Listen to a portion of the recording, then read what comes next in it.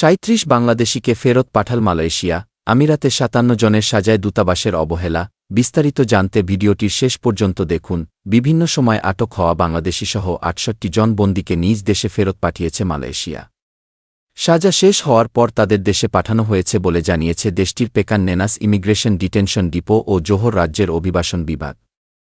রাজ্যের অভিবাসন বিভাগ শনিবার এক বিবৃতিতে জানায়, পেকান নেনাস অভিবাসন বিভাগের বন্দিশিবির থেকে সরাসরি কুয়ালালামপুর আন্তর্জাতিক বিমানবন্দর KLIA 1 এবং KLIA টার্মিনাল 2 এর পাশাপাশি সেনাই আন্তর্জাতিক বিমানবন্দর LTS এর মাধ্যমে ৩৭ বাংলাদেশি, ১৪ চীনা, ১৫ ইন্দোনেশিয়ান ও নেপালি এবং থাইল্যান্ডের একজন করে মোট ৬৮ জন বন্দীকে নিজ দেশে ফেরত পাঠানো হয়েছে। মালয়েশিয়ার অভিবাসন আইন ১৯৫৯৬৩ এবং অভিবাসন প্রবিধান ১৯৬৩ এর পাশাপাশি অন্যান্য এনফোর্সমেন্ট এজেন্সি আইনের অধীনে বিভিন্ন অপরাধের জন্য সাজা শেষে তাদের নিজ নিজ জাতীয় দূতাবাস থেকে নাগরিকত্ব যাচাই পাস পাওয়ার পর আকাশ ও স্থলপথে নিজ খরচে তাদের দেশে ফেরত পাঠানো হয়।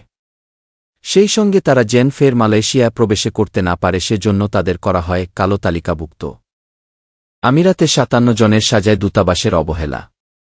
বাংলাদেশে কোটা সংস্কার আন্দোলনে সংহতি জানিয়ে সংযুক্ত আরব আমিরাতে বিক্ষোভের দায়ে সাজাপ্রাপ্ত ৫৭ বাংলাদেশির মুক্তির বিষয়ে প্রধান উপদেষ্টাসহ সংশ্লিষ্টদের কাছে চিঠি দেওয়া হয়েছে। রোববার ফাউন্ডেশন ফর ল অ্যান্ড ডেভেলপমেন্টের ফ্লাড চেয়ারপারসন ও জ্যেষ্ঠ আইনজীবী ফাউজিয়া করিম ফিরোজ এই তথ্য জানান। তিনি এসব প্রবাসীর দণ্ড নিয়ে আমিরাতে বাংলাদেশি দূতাবাসে কর্মরতদের অবহেলা দায়ী বলে মন্তব্য করেন। গত ১৯ জুলাই বাংলাদেশের ছাত্র আন্দোলনের প্রতি সংহতি জানিয়ে আমিরাতে বিক্ষোভ করেন প্রবাসী বাংলাদেশিরা। এই ঘটনায় আবুধাবির ফেডারেল কোর্ট অব আপিল ৫৭ জন বাংলাদেশিকে বিভিন্ন মেয়াদে কারাদণ্ডাদেশ দেয়। এর মধ্যে ৩ জনকে যাবজ্জীবন, ৫৩ জনকে ১০ বছর ও একজনকে ১১ বছর করে কারাদণ্ড দেওয়া হয়। সাজাপ্রাপ্ত এসব ব্যক্তির মুক্তির বিষয়ে তাদের পরিবারগুলোকে আইনি সহায়তা দিচ্ছে ফ্লাড। স্বজনদের অভিযোগ, তাদের মুক্তির বিষয়ে আমিরাতে বাংলাদেশি দূতাবাসের কর্মকর্তাদের কোনো সহযোগিতা পাওয়া যায়নি।